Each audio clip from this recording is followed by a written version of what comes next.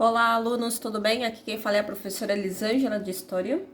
E hoje, nessa videoaula, nós estaremos finalizando, o período da Grécia Antiga, que seria o último período histórico falando sobre a Grécia helenística, tá bom? Que ocorreu entre o século IV e o século II a.C. Vamos focar aí, principalmente, todo o domínio de Alexandre o Grande, tá bom? Então, vamos iniciar aqui com uma pequena biografia, tá?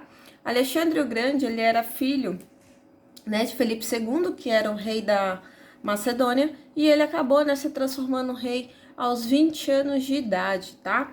Ele tinha sua mãe, que era chamada Olímpia, e alguns até acreditam que ele tenha assassinado o seu próprio pai, porque Felipe II dizia que quando ele morresse que ele não ia deixar o trono para o Alexandre, mas sim para o seu irmão mais novo. Até porque a Olímpia, ela vivia dizendo que que nesse caso Alexandre, desculpa, não era filho de Felipe, E sim que Alexandre o Grande, ele era, o filho de Zeus. Lembrando que durante esse período, que a gente estuda, que a gente fala sobre essa cultura grega, muitos deles acreditavam que os deuses, eles tinham relacionamento, com os mortais aqui na Terra. E a Olímpia, ela dizia que Alexandre era filho de Zeus, tá? Por esse motivo, alguns acreditam, que ele foi responsável pelo assassinato do seu pai, até por medo de perder o trono para o seu irmão. E quando ele assume, ele também começa a fazer, uma cassação aí de seus opositores. Então, ele já começa a fortalecer aí bastante o seu governo, tá? Ele vai participar comandando, aí a famosas falanges macedônicas, Ele vai participar da Batalha de Queroneia, que vai ser a conquista, de Felipe II, quando ele domina as cidades gregas, as regiões gregas. Então, isso daí ele já tinha, ele era um comandante bastante ativo, tá? Acreditava-se que ele tratava os seus soldados de forma igual, então, por mais que ele fosse ceder ao trono e por mais que ele se tornasse o rei, ele continuava tratando todo mundo, de uma forma igual. Então, se dizia-se que ele conversava-se, com os seus soldados, que ele fazia, vamos dizer assim, escutava, esses soldados. Então, literalmente, ele tinha aí, vamos dizer, uma situação igualitária, com esses grandes guerreiros. Ele era discípulo de Aristóteles, um dos maiores filósofos gregos aí, e a gente diz que grande parte desse conhecimento e dessa tolerância que Alexandre ele teve durante a sua governança, talvez tenha tido uma influência muito grande de Aristóteles aí também. Alexandre, logo quando ele assume o poder, um dos primeiros territórios que ele quer conquistar é o território persa. Até porque eu já tinha citado para vocês, em umas videoaulas anteriores, aí, quando a gente falou especificamente sobre os persas eram a maior potência militar que se tinha durante aquele período. Então, Alexandre, como o pai dele já tinha conquistado as cidades gregas, então ele queria conquistar algo muito maior, tá? Quando ele começa a fazer as primeiras expedições, as cidades gregas se levantaram contra Alexandre, Principalmente aí a grande líder dessas cidades, que nesse período era Tebas, e ele vai acabar, invadindo, a polis grega Tebas aí, e vai matar mais de 6.000 soldados e vai acabar escravizando bastante desses, vamos dizer assim, desses tebanos, tá? Então, a partir desse momento vai ser bastante importante essa governança bastante autoritária aí de Alexandre, porque era uma forma dele mostrar que nenhuma cidade poderia se levantar contra ele, porque senão poderia ter aí, algo parecido ou pior que aconteceu com a cidade de Tebas. A partir disso, Grécia nunca mais se levantou contra, o governo de Alexandre. Isso daqui é bastante importante eu estar frisando para vocês, porque após a morte de Alexandre, Grécia ela vai fazer algumas pequenas rebeliões aí, tentando se retirar do domínio macedônico, tá bom? Falando dessas conquistas aí, que o Alexandre tinha o maior foco, essa conquista do Império Persa, eu fiz esse slide aqui para vocês contando, toda essa conquista territorial aqui. Então, Alexandre, ele saiu aqui olha a Macedônia aqui, saiu da região da Macedônia e veio conquistando toda essa região aqui oriental, tá bom? Toda essa parte aqui pertencente né, a Ásia. Então ele sai da Mesopotâmia, ou, perdão, ele sai da região aqui da Macedônia em direção à Ásia. Vamos lá então, né, falando. Em meados de 334 a.C., ele parte com apenas 35 mil soldados, né, para fazer essa conquista territorial. Uma das primeiras partes que ele vai acabar conquistando vai ser a região da Ásia Menor. Dá para vocês observarem aqui na setinha, né? Então, durante essa expedição, ele vai acabar enfrentando, né, o nosso amigo Dário III, que nesse caso, ele que era o atual governante, né, do Império Persa, e vai acabar enfrentando Alexandre aqui na região da Síria.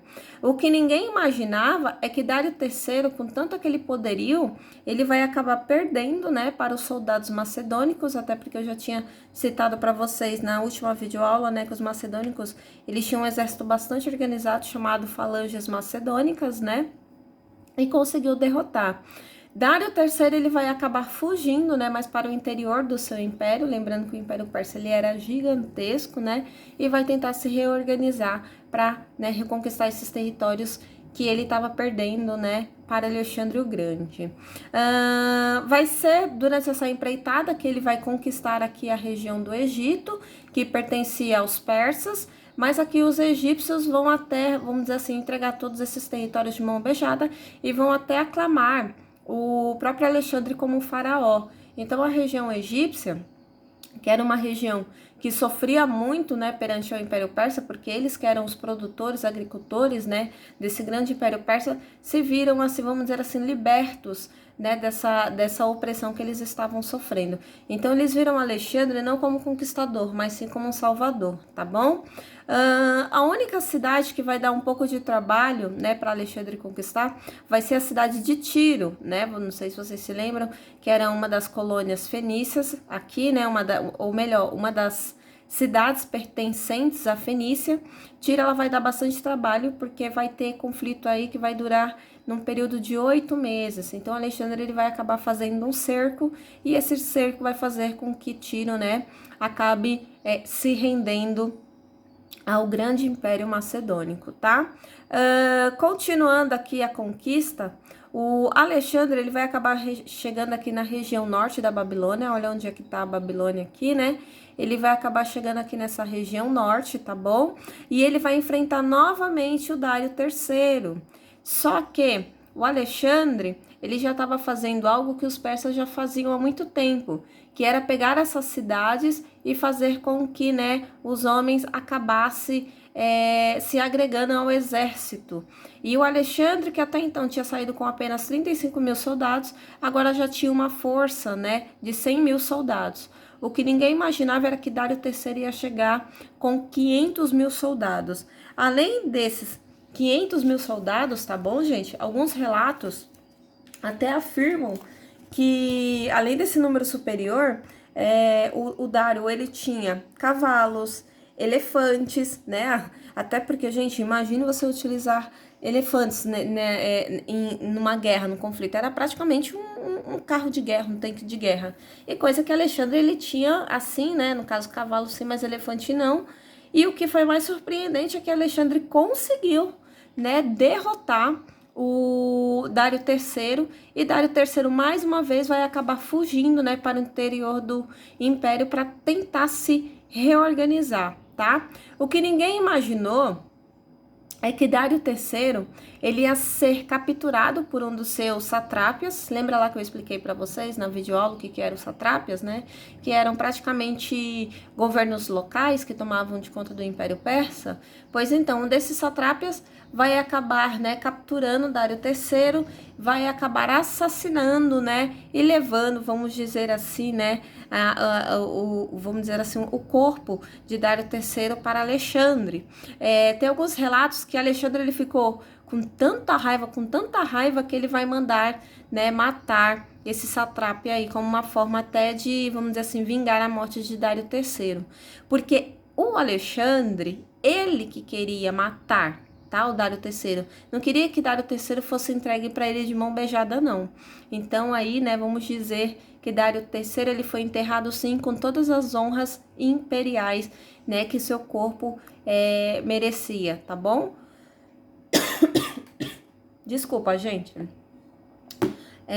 Continuando aqui.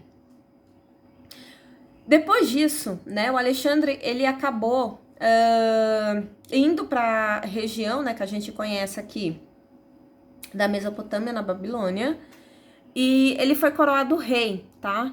Então, a gente já observa que Alexandre, ele já tem um título, né, de rei, título de faraó e o título de imperador. Cada vez mais, né, a gente observa aí que ele tá tendo um poderio muito grande, né, na sua mão. Depois eu vou ver se eu monto para vocês uma videoaula falando sobre os maiores conquistadores da humanidade, tá?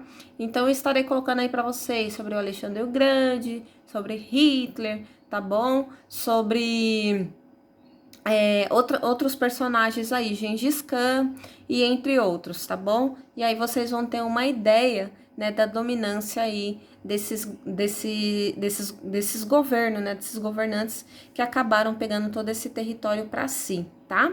Uma coisa que eu quero citar é que o Alexandre, ele conquistou isso daqui em poucos anos de governo, tá? Lembrando que ele pegou o governo com apenas 20 anos de idade. Hoje, se for parar para a gente observar, né, a grande maioria, quando chega com 20 anos de idade, o que tem feito da sua vida, né? E Alexandre já tinha, vamos dizer aí, né, um reino gigantesco nas suas mãos, tá bom?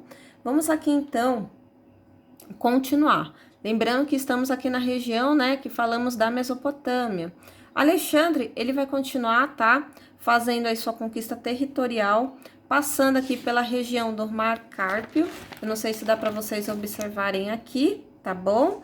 E depois ele vai acabar chegando aqui na região de Kandahar, que no caso a gente vai dizer que vai ser uma das maiores conquistas aí nessa região oriental. Uma coisa que eu não posso esquecer de citar para vocês é que o Alexandre, ele tinha uma mania muito grande de sempre batizar essas regiões com o seu nome.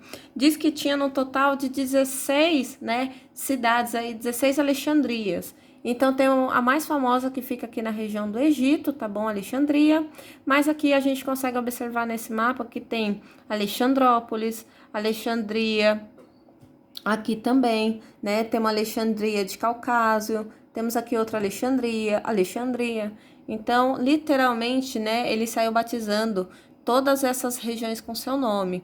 Ele também tinha um cavalo, né, que acompanhou ele em grande parte das batalhas, que é chamado de Bucéfalo, e ele acabou batizando algumas cidades também em homenagem ao seu amigo, né, inseparável, que é o Bucéfalo. Por isso que eu coloquei essa imagem aqui para vocês, tá? Para ficar de mais fácil entendimento. Alexandre, durante a sua expedição, que eu falei para vocês que ele saiu da região da Mesopotâmia e foi indo em direção à região do Mar Cáspio, ele acabou conhecendo a Roxana, tá? Que foi a sua esposa, e ela foi a responsável de dar o único herdeiro de Alexandre, que recebeu o nome de Alexandre IV, tá bom?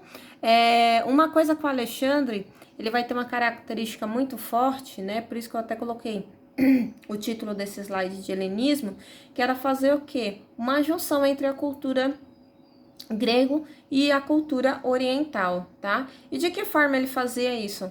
Não só através, né, dessa, vamos dizer assim, dessa vontade, né, de espalhar a cultura grega, né, pelo mundo, mas ele também fazia essa junção, tá? Vamos dizer assim, de casamento. E Alexandre, ele acabou casando, né, que nem a gente falou aí com a Roxana, com uma característica oriental, e ele também obrigava, né, que seus nobres, eles acabassem, ou melhor, o Alexandre, ele fazia com que os seus oficiais casassem com as nobres locais, né, então ele fazia essa ligação também aí afetiva, tá bom? Então a gente fala que o Alexandre o Grande, ele vai ser muito importante, porque tudo que ele achava de diferente do Oriente, ele mandava, né, para o Ocidente, e aquilo que ele achava interessante do Ocidente, ele trazia para o Oriente. Então ele fez essa mescla aí de cultura, fez a famosa aculturação, tá bom? Entre o ano 327 e 325 a.C., o Alexandre, ele vai acabar fazendo a sua última campanha, tá? Que tentava chegar na região norte da Índia, mas ele não vai obter qualquer tipo de sucesso, por um único motivo, né? A gente consegue observar que os próprios soldados dele já estão cansados, muitos já querem retornar para suas casas, né? Querem viver as suas vidas e também aproveitar todo aquele ouro conquistado, né? Porque o Alexandre ele não vinha só conquistando o território, mas também aquelas riquezas locais.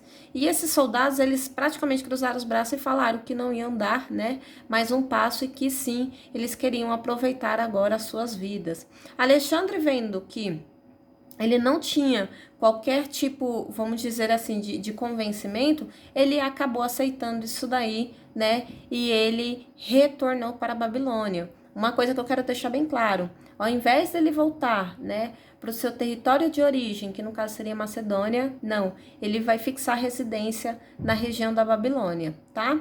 Quando foi para ele voltar, ele dividiu o seu exército gigantesco, né? A gente falou em total de 100 mil homens, mas esse número já tinha se tornado muito mais superior, em 3 grandes blocos de viagem, tá? Até para ficar muito mais fácil. E também, vamos dizer assim, coordenar, né? Todo aquele império que ele tinha conquistado, e ele vai acabar dividindo em 3. O primeiro bloco, né, vai voltar pelo mesmo caminho que o Alexandre ele fez, né, quando ele foi conquistando todo o seu território. O segundo bloco, que era onde, né, o Alexandre ele estava, eles acabaram indo pela região, tá, do deserto do Irã, do Afeganistão e do Paquistão. Então aqui foi, eu falo que entre esses daqui, né, eu acho que o caminho mais difícil foi esse. E teve, né, o terceiro bloco que acabou indo de navio pelas rotas hindus. Isso daqui também eu acho que também foi uma área até para poder reconhecer outros territórios aí que eram de dominância de Alexandre, tá? Alexandre, após o momento quando ele chegou na Babilônia, ele acabou falando para que todas as regiões que ele tinha conquistado que fizessem grandes construções, tá? E essas construções elas deveriam principalmente ser baseadas na cultura grega. Muito do ouro e prata que ele conquistou, né, ao longo dessas viagens aí, ele mandou cunhar moedas, né, e acabar, vamos dizer assim, criando uma moeda única em todo o reino. E ele também vai fazer, né, ele vai estimular uma união. Eu coloquei unção, mas é união aqui, gente. Deixa eu arrumar para vocês aqui. Então ele fez uma união, tá, entre a cultura grega com a cultura oriental. De que forma, né? Através de tudo isso daí que eu já venho citando para vocês ao longo do vídeo, tá? O Alexandre, ele vai pegar muita, mas muita prática, tá, da cultura oriental, principalmente, né, nessa questão aí da liderança, né, de criar uma figura real. Então, ele vai começar a se vestir principalmente, tá, com bastante luxo, que era da forma, né, que os imperadores persas, eles se vestiam. E ele também acabou criando algo que na Macedônia não tinha, que era fazer, né, rituais de homenagens e bajulações.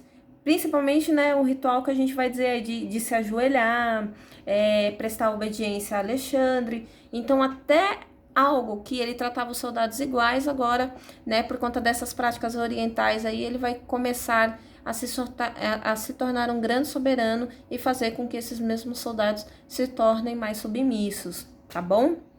Isso daí vai ser algo que a gente diz que possa até ter enfraquecido um pouco dessa autoridade e simpatia, né, que Alexandre ele tinha perante todo o seu exército. Alexandre ele morreu no ano 323 a.C., com 32 anos de idade. Alguns acreditam que ele morreu de malária, tá? Mas tem tantas teorias aí, tá? Que da forma da morte dele, alguns acreditam que ele foi assassinado, outros acreditam até que ele foi enterrado vivo. Tem tanta teoria, gente. Mas a gente pega essa daqui que, né, é a que mais que os livros de histórias eles afirmam, tá?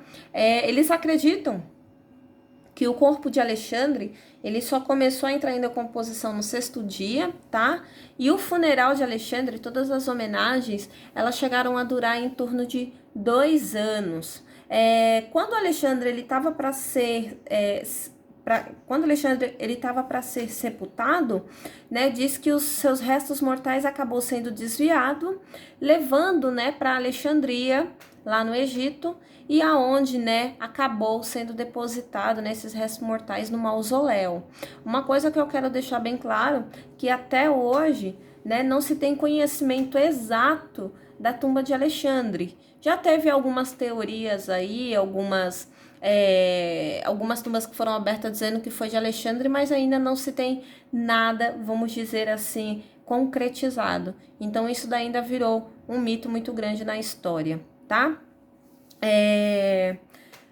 Depois que Alexandre morreu, o que acabou ocorrendo, né?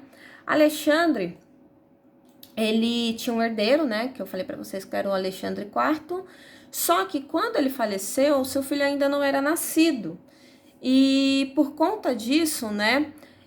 Vai ter uma briga muito grande por essa questão sucessória. Como não tinha herdeiro ainda, quem deveria, né, assumir o trono? Nesse caso, né, os generais acabaram assumindo. Diz que quando Alexandre ele estava, né, na sua cama já prestes a morrer, perguntaram para ele para quem ele ia deixar, né, o reino.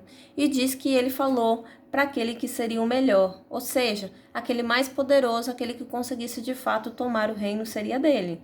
E esses 5 generais, né, que eu coloquei aqui para vocês no mapa, que fica até mais fácil entendimento para vocês observarem aqui. Então, essa parte ficou com o reino de Cassandro, tá? Essa parte aqui com o reino de Licímaco, aqui, né, a região do Egito Ptolomeu, ficou essa região aqui com Antígono, e essa região aqui, né, a maior, né, que a gente consegue observar aí, né, ficou o reino de Seleuco. E o que acabou ocorrendo? Então, se dividiu-se, né, entre esses 5 generais, que a gente consegue observar aí, tá? E o Cassandro, um dos primeiros atos que ele acabou ele fazendo, até porque ele ficou com o reino da Macedônia, com a região, né, da Grécia, vamos assim dizer, ele acabou matando todos os parentes, né, próximo de Alexandre, entre a sua própria esposa Roxana, tá, e o seu filho. Uma coisa que eu queria deixar bem claro é que Alexandre o Grande, ele casou, tá, com várias mulheres, até porque cada reino que chegava, ele fazia esses casamentos, que era como uma forma, né, de fazer uma aliança de fidelidade, né, para que nenhuma desses reinos conquistados aqui se levantassem contra ele, tá? E entre essas esposas, a única que deixou um herdeiro foi a Roxana, mas ela acabou sendo assassinada também, tá? Mesmo após a divisão desse território, esses generais acabaram brigando entre si durante 35 anos, até, né, finalmente conseguirem consolidar aí toda vamos dizer assim, o seu reino, né? E aí a gente vai dizer que a partir desse momento acaba surgindo os reinos helenísticos, até porque eles nada mais vão fazer do que dar continuidade nas características culturais naquilo que Alexandre ele já estava fazendo desde o início, né, das suas expedições, que era espalhar, né, a cultura grega, mas também anexando algo, né, da cultura oriental. Que nem eu falei para vocês, esses reinos fundaram entre o século 3 e século 1 a.C., tá? E a gente vai dizer que uma das coisas que Alexandre ele fez mais de positivo, além do helenismo, né, que vai ser aí algo bastante importante, né, para essa questão cultural, mas principalmente a gente também não podemos esquecer na evolução que vai ocorrer da ciência, né, daquele período.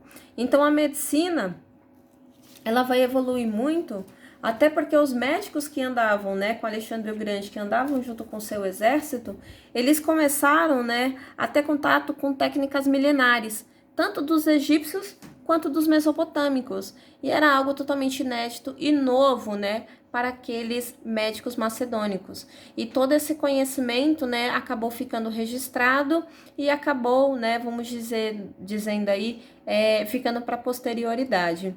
Uma coisa muito importante que eu não posso esquecer é que o Alexandre o Grande, né, na região aqui do Egito, ele, quando funda a sua cidade de Alexandria, ele vai mandar construir uma das maiores bibliotecas do mundo.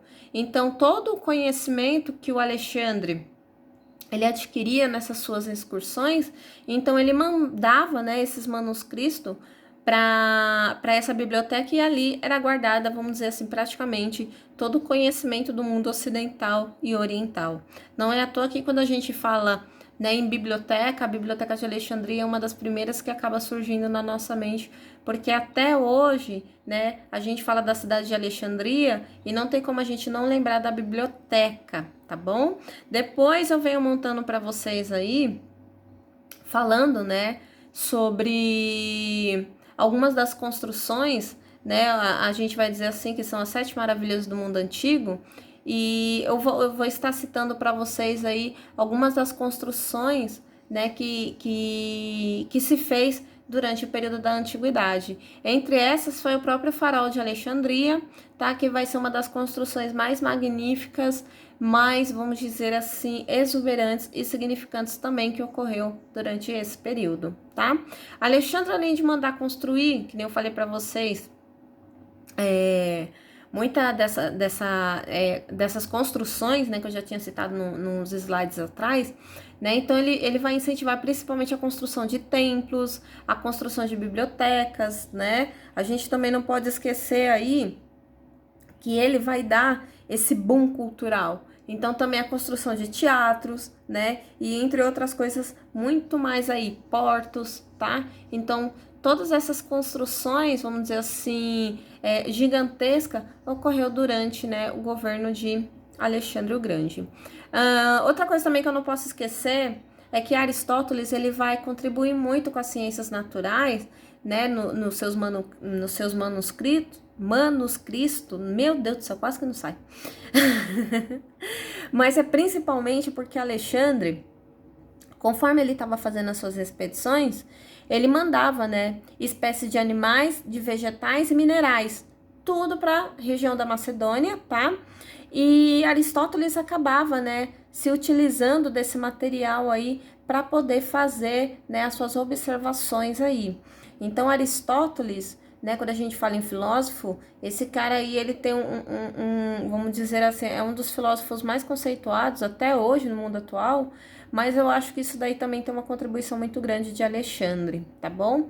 Gente, se fosse para falar sobre Alexandre, tem muita coisa, tá? Tem livros aí falando só especificamente, né, durante o seu reinado, porque a gente falar sobre Alexandre em uma aula, eu acho que ainda é muito pouco, né? Mas aqui eu tentei colocar vamos dizer assim, os pontos essenciais. Uma coisa que eu acabei não citando para vocês é que esse fragmento aqui foi encontrado na cidade de Pompeia, isso lá na Itália, tá, gente? E aqui estava mostrando a batalha, né, dele contra o Dário III.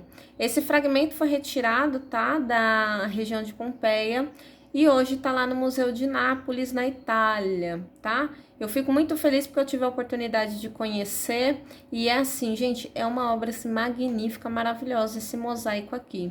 Então a gente consegue observar que o Alexandre ele vai ser um personagem tão místico, né, que outras civilizações que até então não teve qualquer tipo de influência da parte dele, mas viam ele como um grande conquistador, como um personagem aí a ser retratado, tá? Gente, eu espero que vocês tenham gostado. Eu não imaginei que o vídeo ficaria tão longo, eu imaginei que o vídeo seria mais curto, tá bom? Se caso vocês tiverem dúvida, pode colocar aí nos comentários que eu estarei respondendo para vocês, tá? Nas próximas videoaulas a gente vem também falando, né, sobre essas civilizações aí da antiguidade, tá bom? Beijo, turma, até o próximo vídeo. Tchau, tchau.